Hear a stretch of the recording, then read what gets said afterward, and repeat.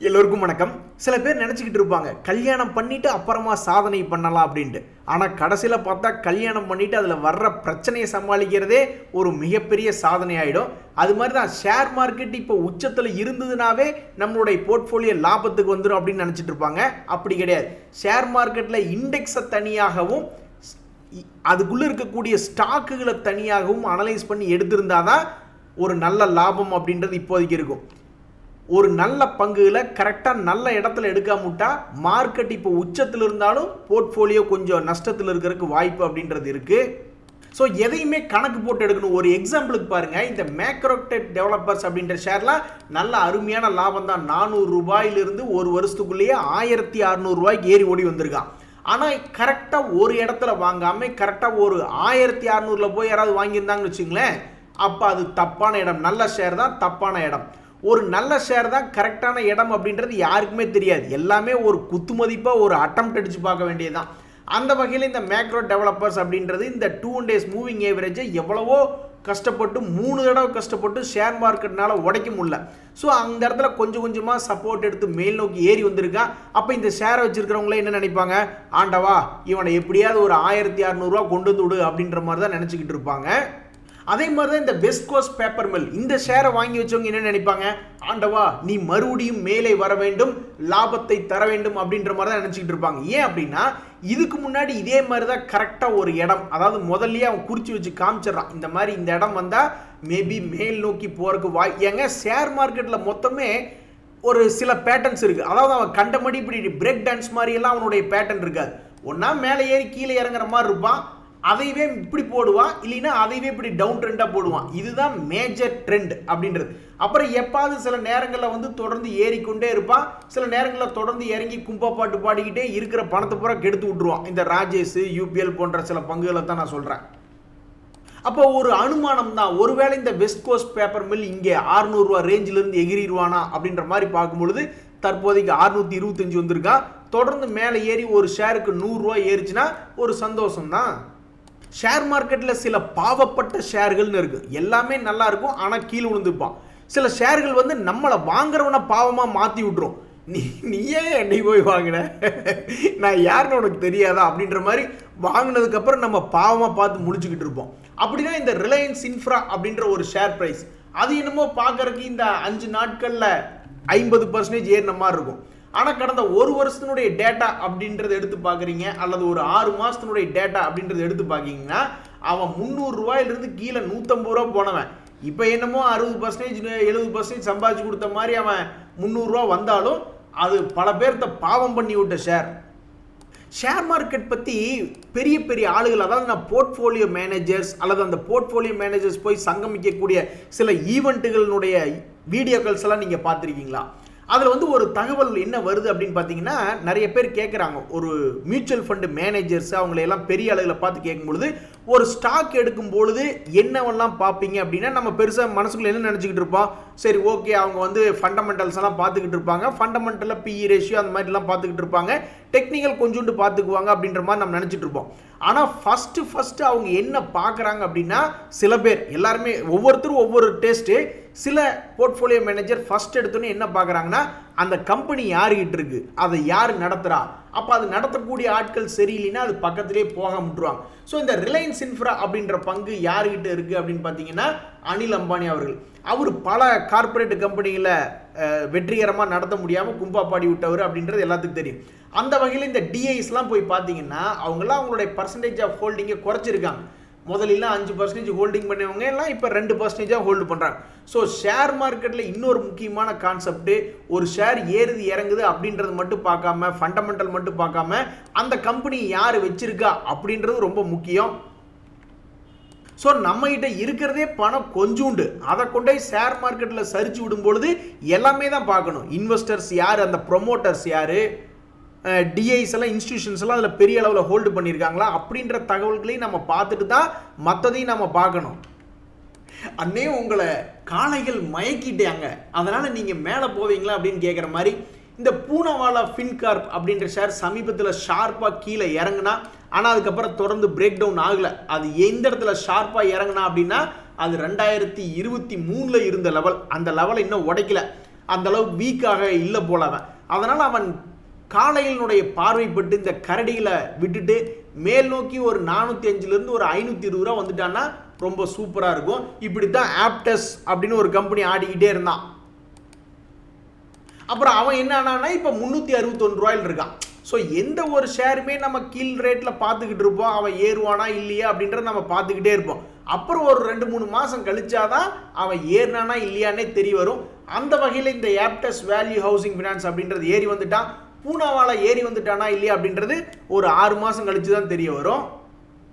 ஆகா நண்பர்களே, வீக்கெண்டெல்லாம் நல்லா என்ஜாய் பண்ணுறக்கு ஒரு காரணம் கிடைச்சிருச்சு. நாளைக்கு என்ஜாய் பண்ணிட்டு நாளைக்கு நைட்டோ அல்லது ஞாயிற்றுக்கிழமையோ வீடியோவோட நான் உங்களை பார்க்கறதுக்கு வந்துடுறேன். இந்த வகையில் இன்னைக்கு ஏன் வீக்கெண்டு ஜாலி அப்படின்னு பார்த்தீங்கன்னாக்கா, நிஃப்டி 50 இண்டெக்ஸ் 375 பாயிண்ட் ஏறி இருக்கு.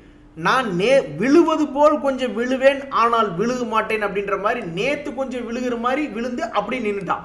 இன்னைக்கு அதே மாதிரி 300 பாயிண்ட் ஏறி யாருடைய மனசுலையும் எல்லாத்து மனசையும் ஒரு மாதிரி ஏமாற்றி ஏதாவது ஷேர்களை போய் லோ ரேட்டில் வாங்கணும்னு நினச்சானுங்களா, இல்லை ஏதாவது ஒரு பெரிய குரூப் பேஸ்கெட் ஆர்டர் போட்டு எல்லாத்தையும் வித்து ப்ராஃபிட் புக் பண்ணிட்டு வேற ஏதாவது ஷேர்ஸை வாங்கிக்குவோம் அப்படின்ற மாதிரி நினச்சானுங்களா என்னன்னு தெரியல. திடீர்னு ஒரு நீச்சருக்கு ரியாக்ஷன் ஷேர் மார்க்கெட்டில் நடந்துடுச்சு. இந்த மாதிரி நடக்கும் பொழுதெல்லாம் அதுக்கப்புறம் 500 பாயிண்ட் 1000 பாயிண்ட் வாலட்டிலிட்டி தான் நம்ம பார்த்துருக்கோம். யாருக்காவது ஞாபகம் இருக்கா? இந்த மாதிரி நம்ம என்னைக்கு இப்படி ஜிக்ஜாக் வேலையாட்டு விளையாடுறானுங்களோ அதுக்கப்புறம் ஏதாவது ஒரு சைடு 500 பாயிண்ட் 1000 பாயிண்ட் இழுத்துட்டு போய் தான் நம்ம பார்த்துருக்கோம். ஸோ அப்போ அடுத்த வாரத்திலேருந்து ஏறுவது போல் ஏறி இறங்குவானா, அல்லது ஏறுவது போல் ஏறியே போயிடுவானா, அல்லது இந்த மாதிரி 4 சினேரியை சொல்ல முடியும். இறங்குவது போல் இறங்குவானா, இல்லை இறங்குவது போல் இறங்கி ஏறுவானா அப்படின்ற மாதிரி 4 சினேரியா இருக்கு. என்ன பண்ணுறான்னு பார்ப்போம். ஆனால் நெட்டுக்கு இந்த மாதிரி நான் பார்த்த வகையில் ஒரு 500-1000 பாயிண்ட் ஏற்றி விடணும். இப்போ கூட சமீபத்தில் இந்த யூஎஸ் ஃபெட்டுக்கு சக்தி இருக்குது, ஒரு 500-1000 பாயிண்ட் ஏற்றி விட்டுருவானோ அப்படின்ற மாதிரி நம்ம நினச்சிக்கிட்டு இருந்தோம். அதுக்கு தகுந்த மாதிரி 25,400 அப்படின்ற இருந்த பாயிண்ட்டு இப்போ 25,800 இருக்கு. அது மட்டும் இல்லை, இந்த நியூஸ் என்ன திங்கக்கிழமை வந்ததா, போன வாரமே வந்துடுச்சு. அப்போ அந்த வகையில் பார்க்கும்பொழுது 24,698 கணக்கு பார்த்தா 1000 பாயிண்ட் ஏற்றிட்டான்.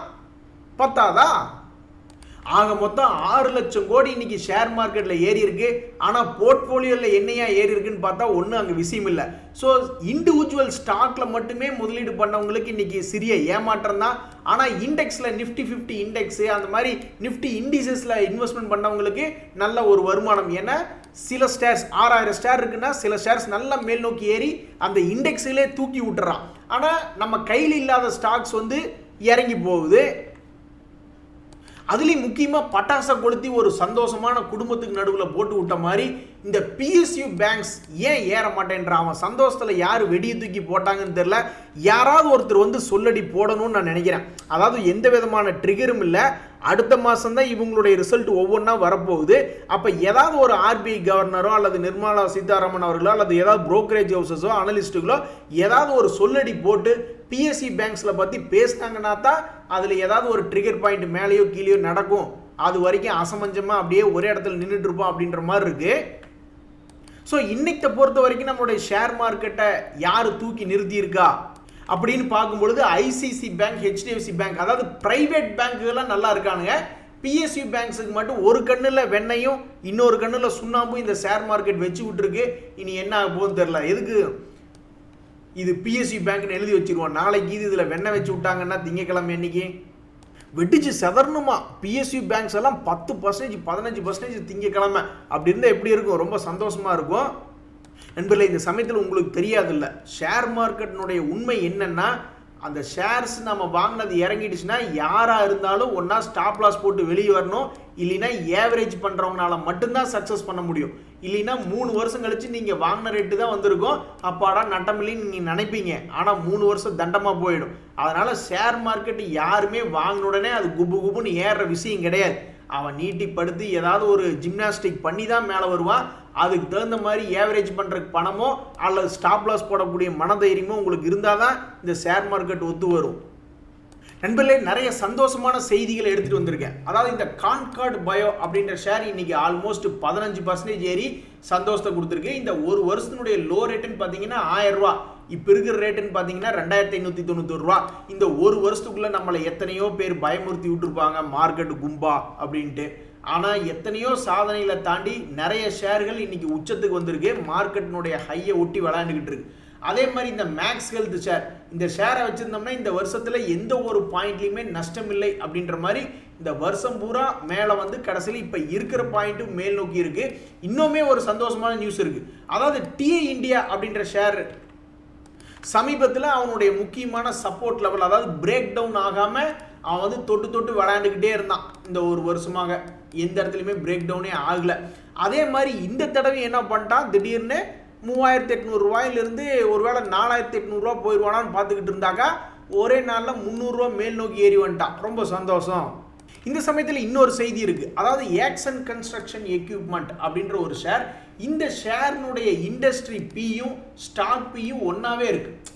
அப்போ பெரும்பாலும் இண்டஸ்ட்ரி பி இப்படி இருக்கும், ரொம்ப ஒரு ஸ்டாக் எக்ஸ்பென்சிவாக இருந்து அதனுடைய பி இதை டச் பண்ணும் பொழுது சரி ஓகே ரெண்டு ஒரே அளவில் வந்துருச்சு, கொஞ்சம் சீப் ஆயிடுச்சோ அல்லது இதுக்கும் கீழே போய் ரொம்ப சீப் ஆயிடுச்சோ அப்படின்னு நினச்சிட்டு அந்த ஸ்டாக் மேல் நோக்கி வர வாய்ப்பு அப்படின்றது இருக்கு.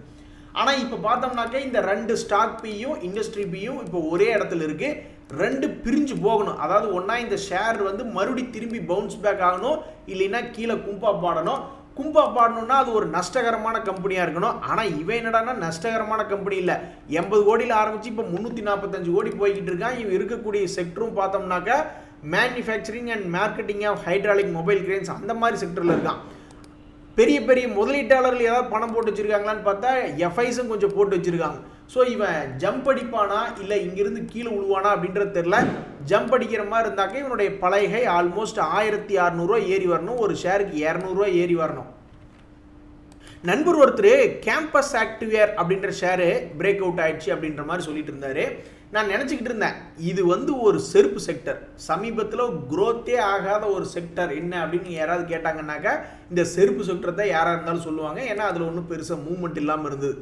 அதனுடைய சேல்ஸ் ஃபிகர்லாம் எடுத்து பார்த்தா தெரியும். ஆனால் ப்ராஃபிட்டபிளான செக்டர் தான்.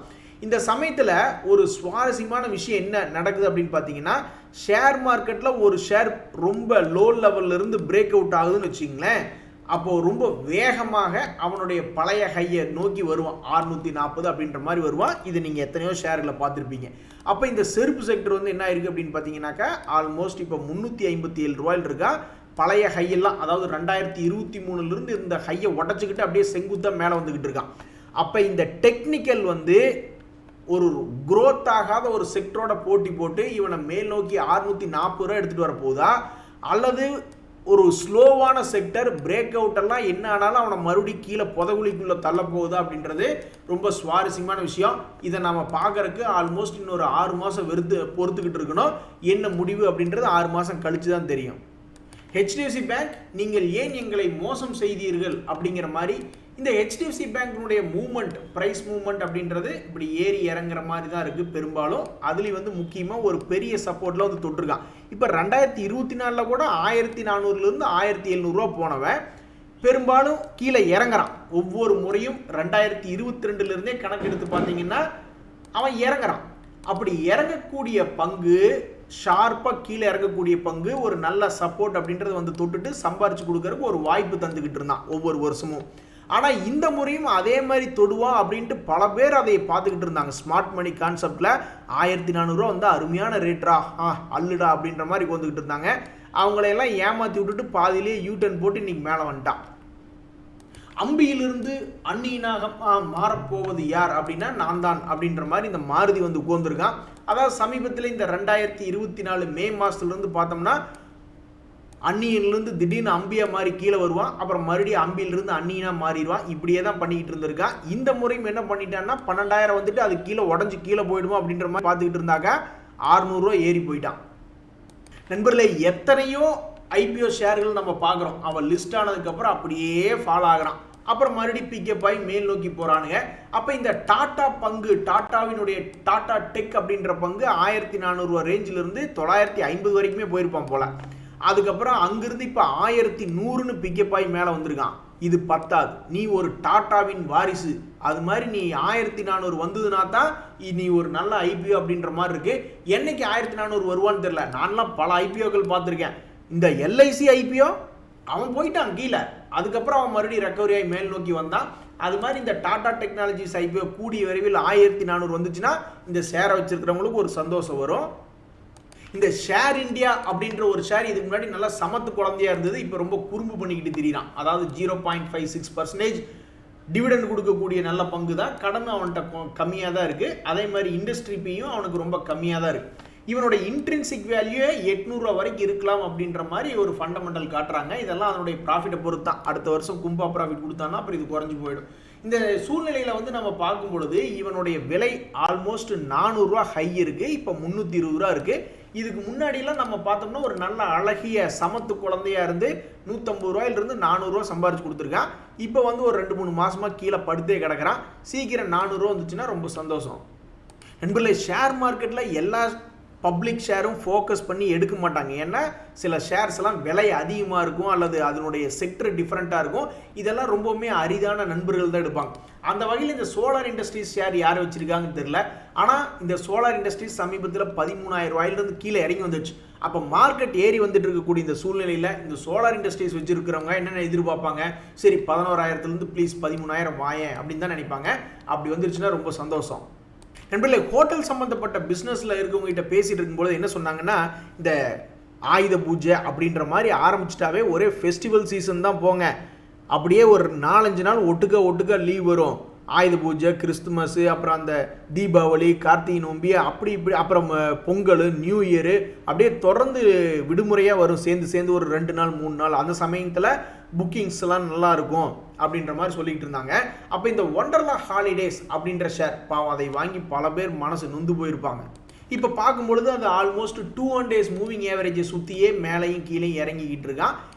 இது மறுபடியும் 880 ரூபாயிலிருந்து ஒரு 1100 ரூபாய்க்கு மேலே போச்சுன்னா இந்த ஷேரை வச்சிருக்கிறவங்களுக்கு ஒரு சந்தோஷம் வரும். அவங்களுக்கெல்லாம் சந்தோஷம் வருதா இல்லை துக்கம் வருதா அப்படின்றது பொறுத்து இருந்து தான் பார்க்கணும். நாளைக்கு எப்படியாவது ஒரு ஹாஃப் டே லீவை போட்டு ஜாலியாக படுத்து தூங்கி எழுந்திரிச்சிட்டு முடிஞ்சால் நைட் வீடியோவில் வந்துடுறேன். இல்லைன்னா சண்டே வீடியோக்கு நம்ம சந்திப்போம் நண்பர்களே. இன்றைய தகவல் அனைத்தும் உங்களுக்கு உதவியாக இருந்ததுன்னா எனக்கு சந்தோஷம் தான். ரொம்ப நன்றி, வணக்கம்.